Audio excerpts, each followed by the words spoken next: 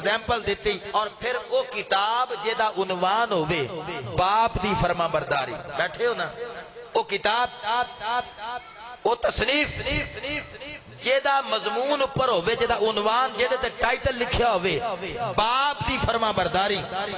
اس کتاب دا آغاز حضرت اسماعیل علیہ السلام نے مینا دے مقام وچ کیتا. اس کتاب دا آغاز مقام مینا تے پیغمبر اسماعیل علیہ السلام نے کیتا. کیویں؟ ابراہیم پیغمبر نے آکھا بیٹا میں خواب وچ ویکھیا میں تینوں ذبح پیا کرنا. آپ نے ایک عرض کی تھی یا ابت افعل ما تؤمر ستجدنی انشاء اللہ من الصابرین. اے ابا جی کر گزرو جڑا تانوں حکم ہے, انشاءاللہ مینوں صبر کرنے والیاں وچوں پاؤ گے.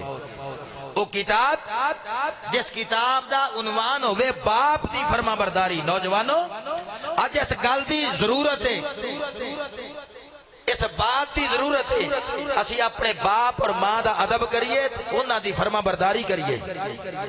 میرے امام علی اکبر نے دنیا نے ایک نمونہ دیتا. وہ کتاب جدا عنوان ہوئے باپ دی فرما برداری, اس کتاب دا آغاز تے کیتا سی حضرت اسماعیل علیہ السلام نے, لیکن او دی انتہا کربلا وچ امام علی اکبر نے کی تھی.